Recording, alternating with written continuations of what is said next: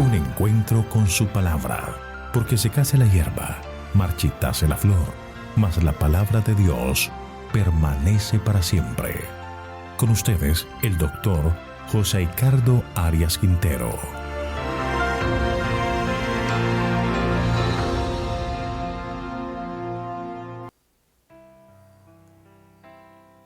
Hoy estudiaremos Amós capítulo 6, la destrucción de Israel. Quiero invitarte en este momento a orar. Padre eterno y bondadoso, gracias te damos por tus múltiples y maravillosas bendiciones. Nos acercamos a ti para pedirte el perdón por nuestros pecados y solicitar que nos envíes el Santo Consolador, el Espíritu Santo, para que nos enseñe las verdades de tu palabra. Gracias, Señor, por escucharnos y concedernos tu bendición. Lo pedimos en el nombre de Jesús. Amén. Vamos a estudiar el capítulo 6 y posteriormente el capítulo 7 del libro de Amós, que nos ayudarán a entender la justicia divina, en especial en su trato con Israel.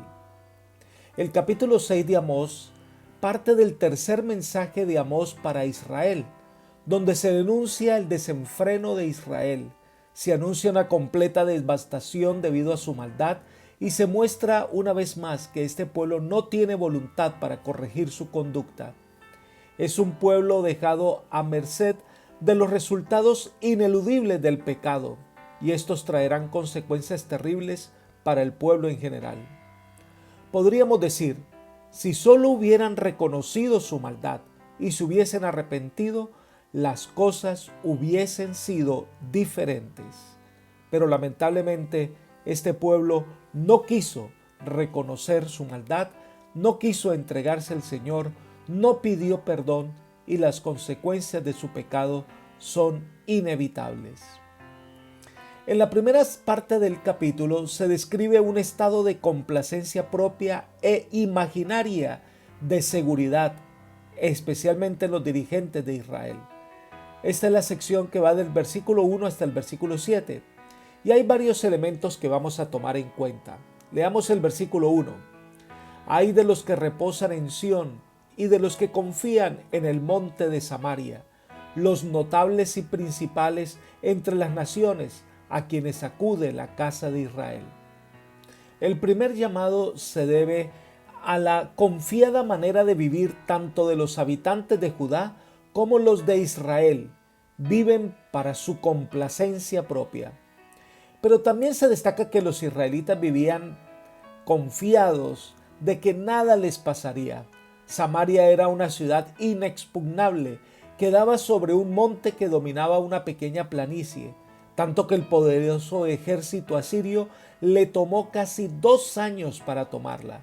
Así que ellos se sentían seguros y confiaban más en su capacidad arquitectónica y en sus defensas que en Dios.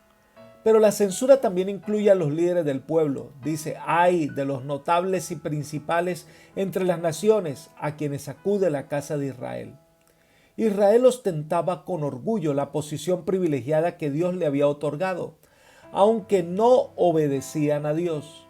Pero además, este ay es para los líderes de la nación, que debieron ser modelos de rectitud y justicia, pero se entregaron a la complacencia y degradaron la justicia y se enriquecieron a costa del pobre. Israel es comparado entonces con 3 ciudades vecinas. Versículo 2. Pasad a Calne y mirad, y de allí id a la gran Hamat, y descended luego a Gat de los filisteos. ¿Sois vosotros mejores que estos reinos? ¿Es su territorio más extenso que el vuestro? Estas ciudades que ostentaban poder, riqueza y paz fueron tomadas y destruidas por los asirios. Israel no debería sentirse tan segura o más segura que ellas, porque su maldad lo guiaba a la destrucción. El Señor le pregunta, ¿sois vosotros mejores que estos reinos? Lo que ellos hacían no demostraba ningún tipo de superioridad sobre estas naciones. Su maldad la guiaba por el camino en que estas ciudades fueron finalmente destruidas. Pero en el versículo 3 dice, Vosotros que creíais alejar el día malo, acercáis el reino de la maldad. Ellos en su falsa seguridad pensaban que el día de su juicio se dilataba, que Dios no iba a castigarlos tan prontamente. Ellos seguían en su complacencia y en su falsa seguridad. Israel creía alejar el día de la calamidad, pero al mismo tiempo entronizaban la iniquidad o violencia en su medio. Esto lo que hizo fue apresurar su castigo. En los versículos 4 al 6, el profeta, que era pastor de ovejas, se ofende al ver la vida lujosa de derroche que llevaban los ricos de Israel. Leamos: duermen en camas de marfil y reposan sobre sus lechos, comen los corderos del rebaño y los novillos sacados del establo, gorjean al son de flauta e inventan instrumentos musicales, como David. Beben vino en tazones y se ungen con los perfumes más preciosos, pero no se afligen por el quebrantamiento de José. Aunque organizan orquestas y coros como David, no son para alabar a Dios, sino para usarlos en sus propios deleites. Ellos cometían sacrilegio usando tazones con los que se ofrecían las ofrendas de libaciones y demostraban falta de piedad. Tanto era su lujuria que no se preocupaban por las necesidades del pueblo, no se afligían por el quebrantamiento de José. Pensar en eso era robarle por un momento sus pensamientos licenciosos, así que preferían pasar por alto los problemas del pueblo. Recordemos que el egoísmo es el gran pecado que origina dos males: menosprecio de Dios y del hombre. En el pecado de Adán se ilustra esta realidad. Menospreció al Señor y sus indicaciones, comiendo adrede el fruto prohibido. Y cuando fue confrontado, menospreció a su esposa al echarle la culpa por su pecado. Esta es la raíz de maldad. El corazón humano menosprecia las indicaciones divinas, se cree más sabio que Él, cree que está tomando el camino de la verdadera libertad, pero cuando es confrontado con sus decisiones, entonces le echa la culpa a los demás, a la sociedad, al entorno. Esta es la razón de la persecución que los malvados hacen hacia los hijos de Dios. Tratan de echarle la culpa a los demás sin reconocer su propio pecado y arrepentirse. Ahora, este pueblo que vivía al servicio del egoísmo recibe su sentencia. Leamos el versículo 7. Por tanto, ahora irán a la cabeza de los que van a cautividad, y se acercará el duelo de los que se entregan a los placeres. Israel irá a la cabeza de los reinos hebreos que serán llevados cautivos. Estos que ahora ostentan placer, lujo, serán llevados encadenados a tierras distantes, desposeídos de todo, resultado de su vida licenciosa lejos de Dios. Saben, amigos y hermanos, esta lección debemos tomarla con cuidado, que a veces por estar distraídos por los placeres que este mundo ofrece, lo único que encontramos es destrucción. Esto fue lo que pasó con Sodoma y Gomorra, y es lo que pasa en el mundo hoy. Menosprecia la amonestación del Señor y sigue sumido en los placeres vanos de la vida. Elena de White hace la siguiente advertencia: el letargo mortífero del mundo paraliza vuestros sentidos. El pecado ya no os parece repulsivo porque Satanás os ha enceguecido. Pronto se han de derramar los juicios de Dios sobre la tierra. Escapa por tu vida, es la amonestación de los ángeles de Dios. Se oyen otras voces que dicen: no os excitéis, no hay causa de alarma especial. Los que se sienten cómodos en Sión claman paz y seguridad, mientras que el cielo declara que una rápida destrucción está por sobrecoger al transgresor. Los jóvenes, los frívolos, los que aman los placeres consideran estas advertencias como cuentos ociosos y las rechazan como una broma. Los padres se inclinan a creer que sus hijos tienen razón en el asunto y todos siguen durmiendo tranquilos. Así sucedió cuando fue destruido el mundo antiguo y cuando Sodoma y Gomorra fueron consumidas por el fuego. En la noche anterior a su destrucción, las ciudades de la llanura se revolcaban en el placer. Se burlaron de Lot por sus temores y advertencias, pero fueron estos escarnecedores los que perecieron en las llamas. Esa misma noche Se cerró para siempre la puerta de la misericordia para los impíos y descuidados habitantes de Sodoma. Libro Joya de los Testimonios, tomo 2, página 75. ¿Con cuánto cuidado debemos tomar en cuenta esta amonestación? Debemos prestar atención al llamado del Señor antes que sea tarde. Una vez que el Señor denuncia los crímenes, entonces ahora describe los castigos que vendrán. Amós capítulo 6 versículos 8 al 11 trata este tema. El Señor empeña su palabra, su carácter en esta sentencia. Leamos el versículo 8. Jehová el Señor juró por sí mismo. Jehová, Dios de los ejércitos, ha dicho: desprecio la grandeza de Jacob, aborrezco sus palacios, entregaré al enemigo la ciudad y cuanto hay en ella. Es interesante porque no hay nadie más alto que Dios. Así que el mismo Dios puso su palabra como garantía que esta maldad de Israel no será para siempre. Y se diferencia de este pueblo. Dice: desprecio la grandeza de Jacob, aborrezco sus palacios. Para nada el Señor se identifica con lo que este pueblo hace. Desprecia su maldad y su egoísmo. No los puede tolerar.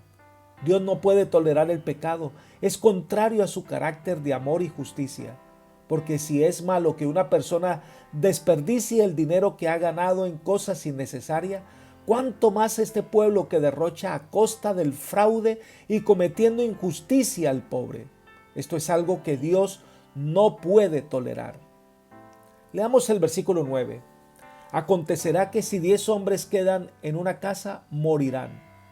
El desastre será tan grande que habrá tantas personas muertas que los parientes sobrevivientes no podrían enterrarlos, y se veía en la necesidad de cremar los cuerpos de sus seres queridos. Y será tan grande la desesperación que se levantará una prohibición. Leamos los versículos 10 y 11. Y un pariente tomará cada uno y lo quemará para sacar los huesos de casa, y dirá al que esté en el rincón de la casa: ¿hay alguien contigo? El otro dirá: no, y añadirá: calla, porque no podemos mencionar el nombre de Jehová, porque Jehová mandará y herirá con hendiduras la casa mayor y la casa menor con aberturas. Este tipo de prohibición tiene muchas interpretaciones, pero lo que podemos concluir es que en el tiempo de invocar la misericordia de Dios había pasado. La decepción era tan grande, el dolor que experimentaban excedía lo que ellos esperaban, que consideraban que invocar el nombre de Dios era como ratificar que el Señor siga dictando sentencias sobre el pueblo. Así que en medio de este desastre todavía consideraban innecesario invocar el nombre de Dios. El Señor mandará y destruirá la casa de los reyes, las casas de los príncipes. Todo quedará completamente destruido. Ahora, en la parte final del capítulo 6 de Amós se revela la necedad del pueblo que pensaba desafiar los juicios divinos con su propia fortaleza y resistir al enemigo que sería enviado para hacer efectivo el castigo. Ellos creían que podrían hacerle frente. Versículos 12 al 14. Aquí se muestra la gran arrogancia del pueblo y el castigo que vendrá. Leamos el versículo 12. ¿Correrán los caballos por las peñas? ¿Ararán en ellas con bueyes? ¿Por qué habéis convertido vosotros el juicio en veneno y el fruto de justicia en ajenjo? Ellos consideraban que no necesitaban de Dios para hacerle frente al enemigo con toda su riqueza, todo su poderío. Lo han levantado sin la ayuda de Dios, dicen ellos. Entonces, podrían desafiar el castigo divino, podrían enfrentar lo que vengan sin temor. Y consideraban que ellos iban a vencer. Pero estas frases que pronuncia el profeta en manera de pregunta, como ¿correrán los caballos por las peñas? ¿Ararán en esas peñas los bueyes? Lo que hacen es revelar que las tentativas de Israel de evitar el castigo, de hacer frente al enemigo, pues serán inútiles. Un mal proceder inevitablemente traerá el desastre sobre este pueblo necio que desprecia el llamado de Dios. Leamos el versículo 13. Vosotros que os alegráis por nada, que decís, ¿no hemos adquirido poder con nuestra fuerza? Es decir, ellos creen que por sí mismos vencerán. Por eso el profeta Amós les dice, vosotros que os alegráis por nada. En la Nueva Versión Internacional dice, ustedes se regocijan por la conquista de Lodebar.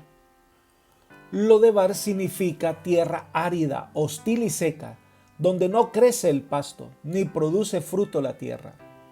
Amós destaca que están poniendo su confianza en ídolos, que ellos alardean de seguridad y se enorgullecen de su poder, pero en esto en que se enorgullecen es de una tierra estéril, seca, que no produce nada.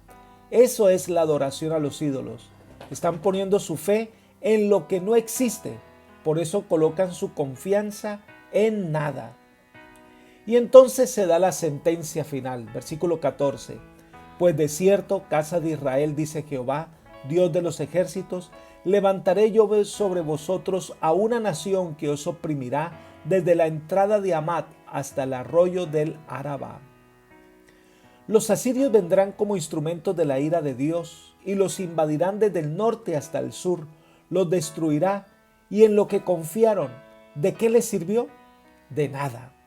Dios les mostrará que esta confianza en esas cosas no valen nada, que su verdadero refugio y esperanza está en Él, en el Dios de los ejércitos. Pero como no se arrepienten de su pecado, se acarrean un gran desastre. Apreciado amigo y hermano, este capítulo llama a una profunda reflexión. ¿En qué o en quién está depositada nuestra confianza? Solo el Señor es digno de confiar. Solo en Él encontraremos verdadera vida.